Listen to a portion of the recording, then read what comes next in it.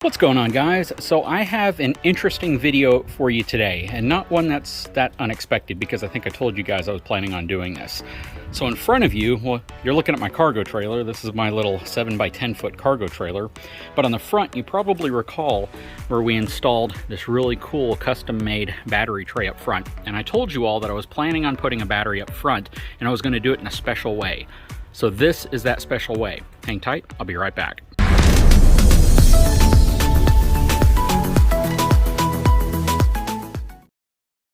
So in front of you, you were looking at the Torklift PowerArmor Solar Single Locking Battery Box. That's a mouthful.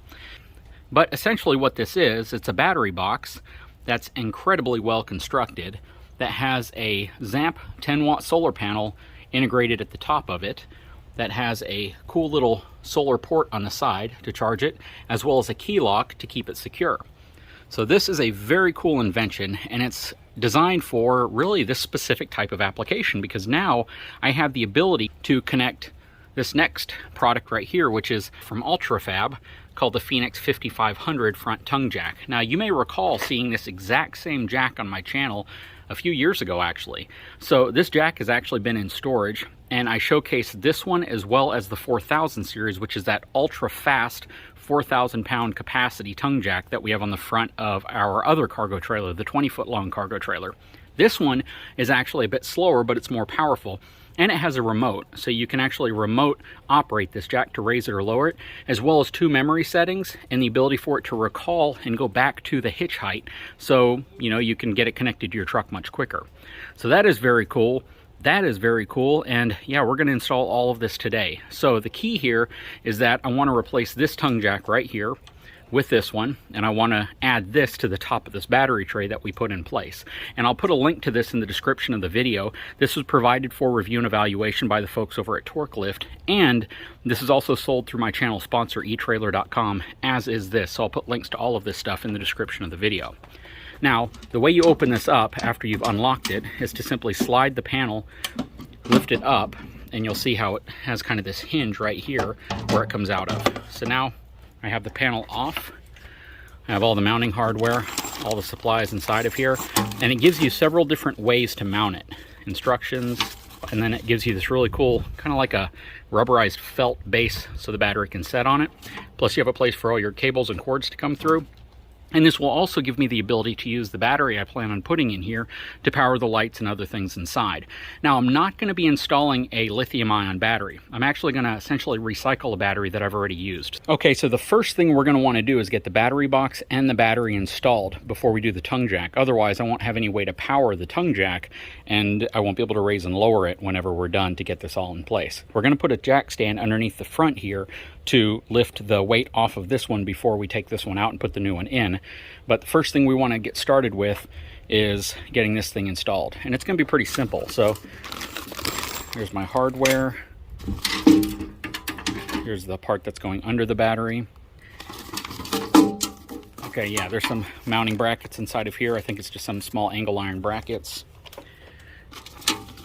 and then some instructions. Most of this should be pretty self-explanatory. You got a little inline fuse right there, little quick connect splice, and we're simply going to bolt this down to the bottom of this battery tray that we installed. Okay, so here is all of the mounting hardware. It has some self-tapping screws, some washers, and these little rubber spacers, which we're going to use, and we're going to place these underneath the battery box and the little battery mount on the corners. And we're going to bolt it in place using these stainless steel fasteners, and then these lock nuts on them. So yeah, let's go ahead and get this mounted to the expanded metal frame that we put underneath it. Okay, so we have the battery box secured to the battery mount, and basically I used 4 of the stainless steel fasteners. I placed the other part of this bracket underneath it, and I ran 3 of them through, and then I just put a 4th one right between the expanded metal and the battery box. So this thing's not going anywhere. It doesn't actually budge at all, so very happy with how that's secured. I would have ran it through these corners, except I didn't have the space to do it other than drilling through some of the corners of the angle iron and the expanded metal. So this should be perfectly fine, especially considering I have this big chunky piece of steel on the other side kind of fastening it in place. Okay, so I ran into a bit of an issue. I have to remove all of the bolts here, so this thing's free and loose again. Basically, these are made for the strap to hold the battery down. These corner holes are made to mount this to the battery tray, but I can't do it that way because they're not aligned perfectly with some of the expanded metal areas. So instead, what I'm going to do is drill a couple new holes through here, and I'm going to use those angle iron pieces of metal as a backer to kind of hold it in place, basically like one giant washer to keep them from ever, slipping through these holes right here. So that's what we're going to do next. I'm just going to put 4 holes in, and I'm going to space them equal to that bracket that I have so we can put the bracket underneath and hopefully get this thing mounted up. Okay, all fixed.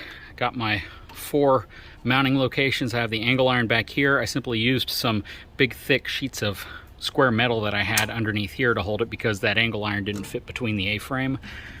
Got my strap in place now so I can secure everything down. And I still have some flexibility here to move the strap if I need to, I believe. But might have to make a little adjustment there, but we'll see. But yeah, we're going to put the battery in, put the mat in first, which goes on top of it. Then we'll put the battery in and see how the whole thing looks. Okay, so we have the battery locked in place and it doesn't move. I mean, it is really tightened down. I'm going to rotate these to the side so there's no chance. I mean, even if it tilted, it would hit the edge of the battery box or the edge of the battery before it actually made contact there. But I'm going to rotate these to the side and make my connections from the inside just to be safe. Got my power, got my ground. Going to go ahead and connect my power and ground right here, and then you essentially connect your solar panel to the side of here to charge your battery.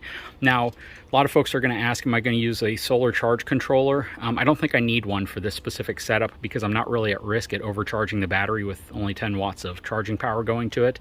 I do have a solar charge controller, but because this box isn't weatherproof, I can't really place it in here because it is not a weatherproof solar charge controller. So I might go pick up a solar charge controller that I can actually mount in the box that is weatherproof, but I can't do it right now because I don't have one.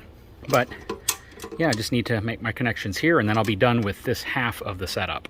Okay, so now before I make my connections, I'm going to go ahead and install the Ultrafab Phoenix 5500 front tongue jack in place and remove this one. That way I can put everything behind the terminal without having to, unscrew it and reconnect another terminal, and I can feed my wires through the hole.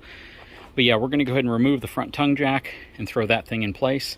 And I'll show you how to do that by simply using a jack stand under the front of your trailer. Okay, so before you get started doing anything here, you want to make sure that your tires are chocked in place very well. So I have tire chocks on both sides, and this side as well, and you just want to make sure that whenever you remove the weight off of this, it doesn't roll forward on you. So what I'm going to do is lift it up high enough that I can get the A-frame over this jack, and that's as low as that jack goes, and it's going to give me the clearance I need to go ahead and remove this one and insert that one. Okay, so I actually have the weight off of this tongue jack. I can remove this, and it's resting on my big jack stand right here.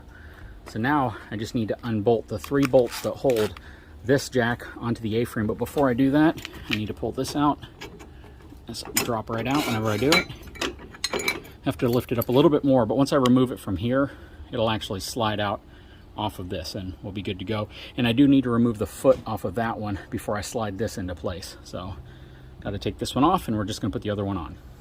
Okay, so I removed all 3 bolts from there, and this will just slide out. And you see it came right off of that extension foot. So I have this out now, and we're going to go ahead and take the foot off of that one and slide that one in place. So that's about as easy as it can get. Again, you simply slide this into the same hole that you pulled the other one out of. You have your 3 mounting spots right here. This sits significantly higher, and the only challenge I may have now is interference with the tailgate dropping and possibly making contact. So I may not be able to lower my tailgate with this in place. That's a pretty common issue with bumper puller conventional pulling trailers, simply because this is so close to the front. That's why in boats they typically have it off here to the side and it flips up. But I can always use an extension if I need to hitch up without having to worry about a tailgate hitting this. But for the sake of this project, we're not going to do that today. But yeah, we're going to go ahead and tighten this in place, and we'll put the foot back on. Okay, just have to tighten them up. Yes, I know that's not a torque rated socket. And then next, I just need to pin this up in place here. It should go up like that.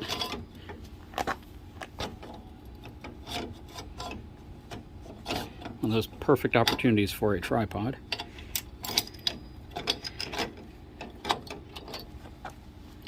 There we go. So I should be able to throw this back under here. And whenever I get this connected to the battery, we'll be able to drop the front tongue jack and get the weight off of my jack stand. So let's go ahead and get that process started here. Okay, so I'm making my power connections, and one thing I did was I put this 200 amp breaker in place so I can shut the power off or kill power to it completely if there's a problem, or if for some reason it's overloading or I have some type of an issue, it'll pop the breaker before it melts the wire or causes some other issue. Plus there is a 25 amp fuse in place for the solar charger portion of it. So I should be in pretty good shape. And this also has internal safeties as well.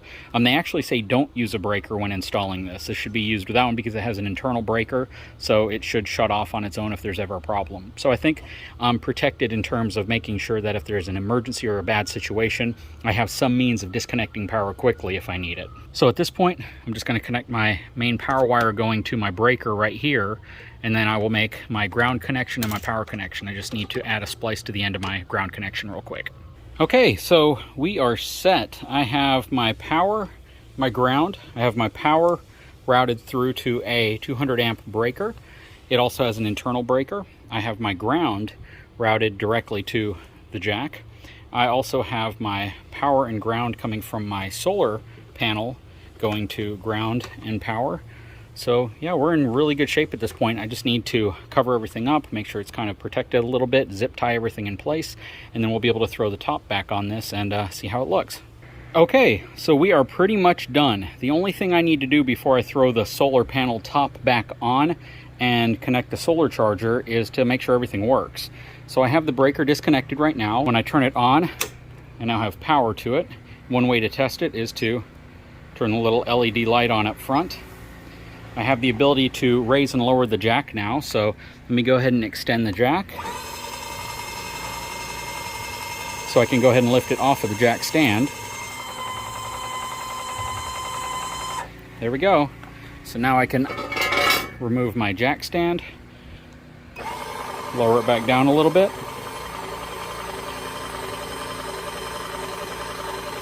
And this thing's actually pretty quick. It's not nearly as quick as the 4000 series, but it's pretty quick nonetheless. So that's as low as it goes, and I do have the ability once I get it on the back of the truck to go ahead and pop the pin out, slide that in, so it gives me the additional ground clearance that I need. Makes things a little bit quicker too whenever you're extending or lowering the jack. Now the only thing I need to do is put the top back on this and get it going. So because only the jack is going through the breaker, the solar charging will still function regardless of if the breaker's turned on or off. So right now I'm going to turn the breaker off, so this, because it's going to be locked, stops someone from using the front tongue jack. It'll turn power off to the front tongue jack, because right now, can't do anything. There's no power here. And I can set my memory heights, which is really, really cool. And again, I have a remote for it. I just got to find the remote. I don't know where I put it. This is if I want to manually operate the jack. For some reason, if it doesn't work and I'm caught in a pinch where this isn't charged, I have the ability to manually operate it as well. And then of course I can lock the box right here. So we're going to go ahead and throw the top on it. All right, so I have the top right here. You have to lean it up like this, or at least lean it back and up. Okay, there we go. It's in the slot. Slide it back, slide it forward, lock it in place, and now you can't mess with it. And this simply plugs in right here to the side, the other way. And now it's charging the battery. I might put a piece of split loom around this just to protect it a little bit. But that is really, really cool. Now, this is not the cheapest setup they make. I mean, obviously, when you're getting a very high quality solar panel, this isn't just the real flimsy, cheapy ones that you see on Amazon. This is actually a good brand, good quality solar panel, very similar to what you might put on top of your home or on top of your RV. You can tell by the aluminum framework to it. Has a glass surface to it. This is just a good solar panel. A good quality aluminum battery box, non-locking, is generally going to cost about $150. You can get cheapy plastic ones for $12 or $13 all day long, but this is absolutely a high quality one. I love how the diamond plate matches the diamond plate on the front of the trailer, and it's got diamond plate on the front and the back. Now, this specific setup is just a hair shy of $500 for everything, because it also combines the locking aspect on the side. So you can secure everything, get it all locked into place, and you have a really good setup. So Again, it's not the cheapest thing on the market. It's not meant to be. It's meant to be very specific for those folks who want a good quality battery box that's made out of aluminum with some steel and gives you a really clean look on the front of your trailer or whatever you're going to be putting it on, as well as a high quality solar panel that matches the quality of the box. So you're not getting, again, some cheap solar panel on top. The whole thing all built to be one unit for under 500 bucks. It's not a bad deal ultimately. It's, again, not the least expensive, just like this front tongue jack isn't the least expensive. Whereas you can buy $75 front tongue jacks. But is it going to combine all the features you're looking for into this one awesome package? And that's what I think about this really cool PowerArmor solar battery box from the folks over at Torklift. That is absolutely awesome. I'll give you a long-term evaluation. I mean, I don't really know what could go wrong with it, but it's going to be interesting to see how well it does at maintaining the battery inside there, given the fact that I don't have a 7-way connector and I'm probably not going to provide power from the truck to charge the battery. This is going to be the sole charging application on this specific trailer. Anyways, guys, I will put a link in the description of this video if this is something you may be interested in. Very cool setup. Again, I want to give a big shout out to the folks over at Torklift for providing this for review and evaluation. A lot of folks actually need something like this, but they haven't really known where to go for it. And I love the locking aspect of it. That is really cool. The fact that you can lock this box up and kind of protect your investment, because the battery inside of there, you know, it's a $100 battery. So you not only have something that looks really good, something that's going to protect it very well, but you also have something that's also going to keep it maintained. Anyways, guys, I sure hope you enjoyed this video. If you haven't had a chance, please take a moment, subscribe to my channel, give me a thumbs up, and we'll talk to you again very soon.